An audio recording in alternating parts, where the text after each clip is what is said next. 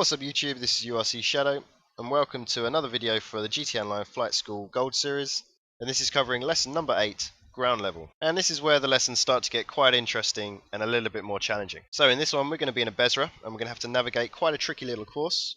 It's going to involve flying through things, under things, between things, and we're going to get measured on how low we are as we go through each checkpoint. So to clarify, our score, which at the end determines which medal we get, isn't based on our average height throughout the entire lesson. It's purely based on our average height as we go through each checkpoint, which means we can go as high as we want in between the checkpoints. So let's get started.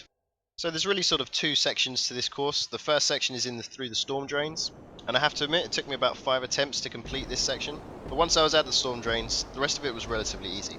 So we started the mission heading towards the first checkpoint.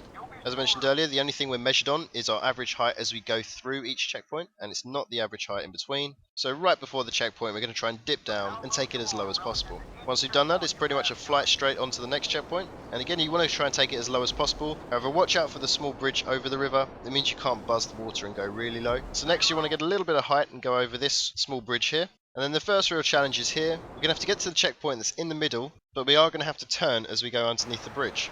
So firstly, here's an example of how not to do it. As you can see, I tried to go on my side, but because the corner is very shallow, I ended up turning too much and having to correct and get my wings in a mess underneath the bridge. What I recommend you do instead is use just the rudder controls. Don't try and get sideways, and you'll find it a lot easier.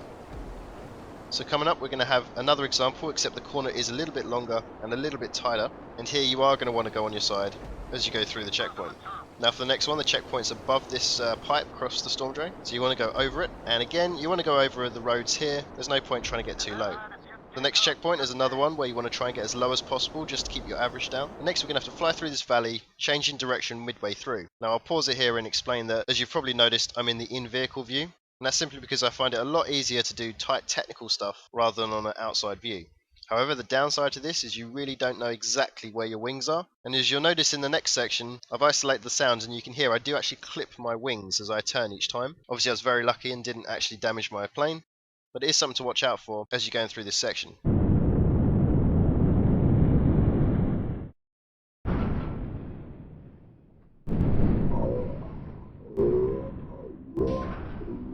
So anyway, once you're through that section, you're going to head up to the next checkpoint, which is over the dam. Watch out for the fences and the posts that are on top of the dam. Next checkpoint's over water, so that's nice and easy to get a really low one. And now here is where I made not a mistake as such, but after reviewing how I did it, I've got a suggestion that I think will make it easier for you. So on the map, looking at the next few checkpoints, this is the route I took.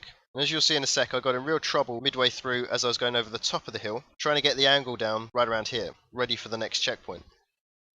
What I suggest you do instead is you hang it out and take a more tighter approach to the checkpoints, which will make your life a whole lot easier as you're following the rest of the checkpoints through this section. So this is the red line and how I did it. As you can see, I go straight for the checkpoint rather than hang it out first.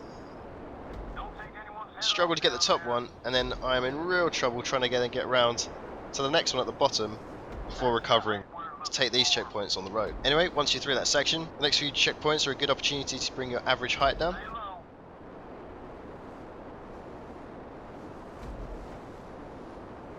And then the last section of this mission is basically through the wind farm, trying to use the L1 and R1 rudder buttons where you can.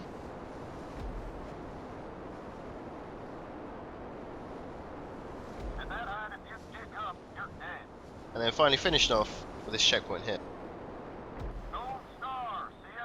So in that example I ended up with an average height of 0.17 meters. To get gold, your average has to be under 1 meter. To get silver, your average has to be under 3 meters. And to get bronze, your average has to be under 10 meters.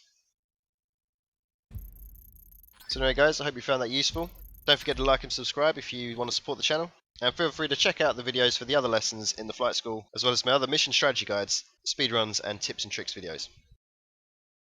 Cheers guys, thanks for watching.